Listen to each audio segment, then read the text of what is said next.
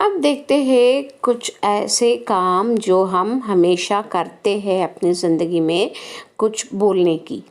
जब हम बोलने की साहस करते हैं तो जो चीज़ नज़दीक है उसके लिए हम यह शब्द का उपयोग करते हैं, और जब जो चीज़ दूर होती है तो उसके बारे में बताने के लिए हम वह शब्द का उपयोग करते हैं। तो यहाँ पे पहले हम करते हैं, अब बोलते हैं जो चीज़ हमारे पास है यानी कि नज़दीक है। तो यहाँ पे कलम दिया गया है, यानी कि यह कलम है, वो हमारे नज़दीक ही है, पास ही है, इसलिए हम कहते हैं यह कलम है। कलम यानी कि हमारी लिखने की पेन होती है जिसमें इंक दवात भरी हुई होती है, उसकी सहायता से हम लिखते हैं। और यह आम है, ये आम है, यानी कि फल जो है वो भी पास ही है, तो हम यह शब्द का उपयोग कर रहे हैं। आपको आम को तब आम का पता ही होगा, फल जो आप लोग बहुत इच्छा से प्यार से खाते हैं। और जो कोई भी मकान के सामने या पास खड़ा हुआ होंगे, वो बोलेंगे यह मकान है। मीन्स यह जब क्या कब उपयोग करते हैं, जब उसके पास होते हैं, यानी कि near, when we are near, हम यह शब्द का उपयोग करते हैं। यह मकान है, यह कमरा है। तो यहाँ पे पढ़ते हैं हम यह किस किस चीज़ के लिए अब तक उपयोग कर सकते हैं और अब तक किए हुए हैं। यह कलम है। अभी मेरे बोलने के बाद में दोहराना और पढ़ना ज़ोर से घर में बैठे हुए, सिर्फ वीडियो देखकर भूल न जाना, हिंदी अक्षर पढ़ के सीखना। यह मकान है, यह अनार है, यह कान है, यह कमरा है। कलम यानी कि पेन, मकान हाउस, अनार पोमोग्रेनेट, कान ईयर, कमरा रूम। सो जब हम पढ़ते हैं नज़दीक वाली शब्दों को, नज़दीक वाली चीज़ों को बारे में बोलना हो तो हम यह शब्द का उपयोग करते हैं। जब दूर वस्तु दूर रहे तो हम वह शब्द का उपयोग करते हैं।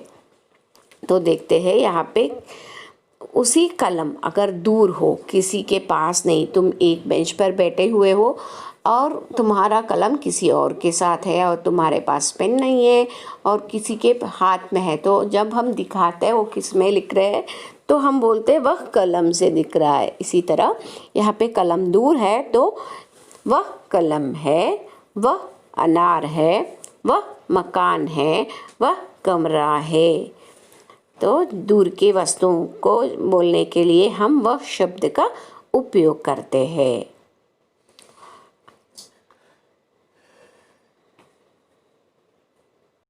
तो बच्चों, अब तक हमने पढ़ा व्याकरण के विषय में, वर्णमाला कैसे लिखते हैं, बाराखड़ी कैसे लिखते हैं और यह और वह का उपयोग कैसे करते हैं। अब कुछ और भी समझते हैं व्याकरण के विषय में, वो है संज्ञा। जिस शब्द के द्वारा किसी व्यक्ति, वस्तु, स्थान अथवा भाव के नाम का बोध हो उसे संज्ञा कहते हैं। जैसे आप लोगों का अपना अपना नाम होता है, किसी शहर का नाम होता है, किसी चीज़ों का नाम होता है। जब हम किसी नाम से उसे अंडरस्टैंड करते हैं, उसे पहचानते हैं, तो उस नाम जो हम बोलते हैं वो आती है संज्ञा के अंदर। उस संज्ञा में कुछ और भी तरीके हैं, यानी कि उसमें कुछ और भी भेद है। देखते हैं वो कौन कौन से हैं। मुख्य रूप से संज्ञा के 3 भेद माने जाते हैं, पर कुछ विद्वान इसके 2 भेद और मानते हैं। यानी कि सामान्य हम जो भी जानते हैं हमेशा वो सिर्फ 3 भेद ही है।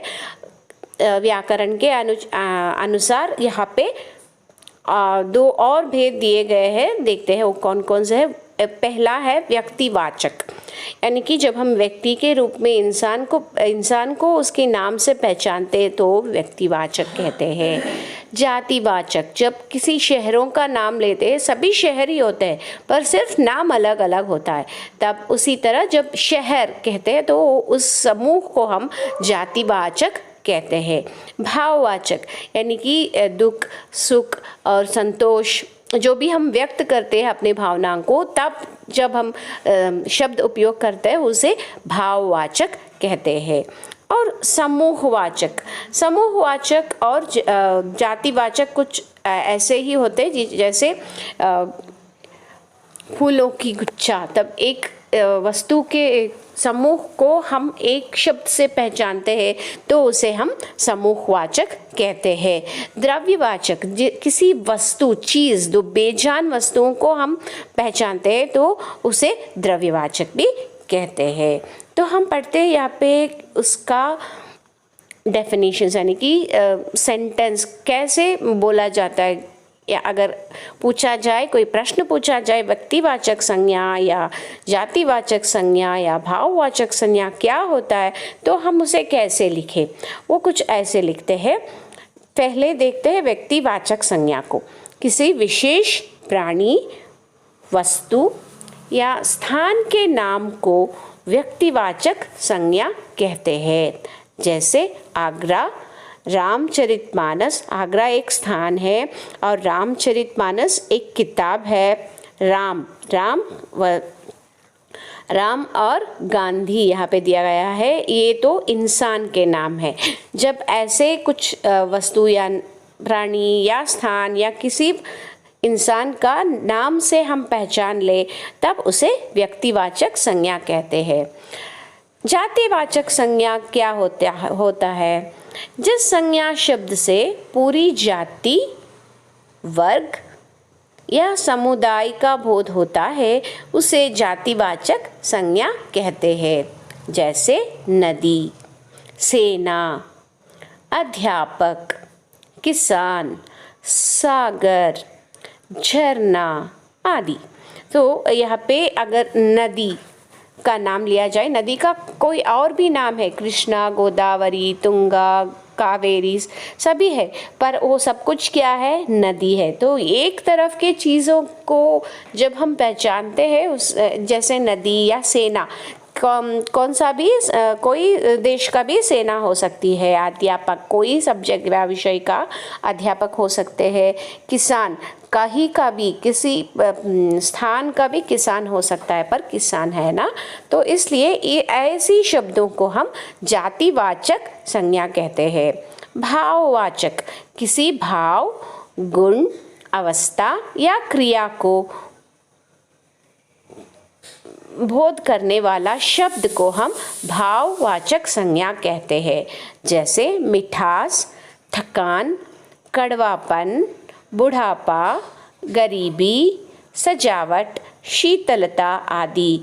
ये सब कुछ हमारे मन का भाव और हम क्या महसूस करते हैं उसके बारे में बताती है, इसलिए इन शब्दों को हम भाववाचक संज्ञा कहते हैं। हिंदी भाषा में अंग्रेजी के प्रभाव से संज्ञा के दो और भेद स्वीकृत कर लिया गया है। यानी कि हिंदी भाषा में अगर हम अंग्रेज़ी को कंपैरिजन करने लगे तो इसमें और भी दो संज्ञा आती है, वो है द्रव्यवाचक। जैसे हम हिंदी, इंग्लिश यानी कि अंग्रेज़ी में मटेरियल नाउन कहते हैं, उसे यहाँ पे द्रव्यवाचक कहते हैं।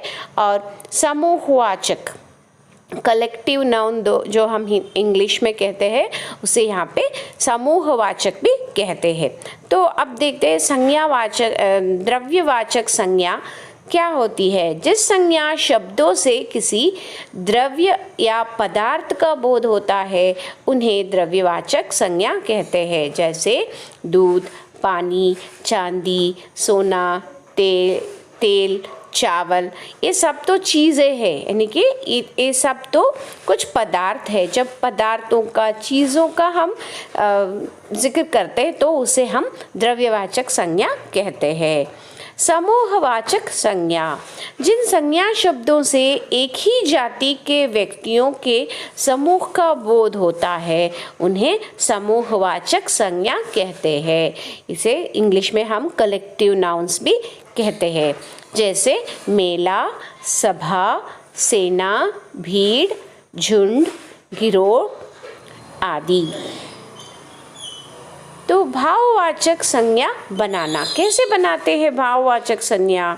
भाववाचक संज्ञाएं जातिवाचक संज्ञा, सर्वनाम, विशेषण, क्रिया तथा अव्ययी शब्दों से बनती है।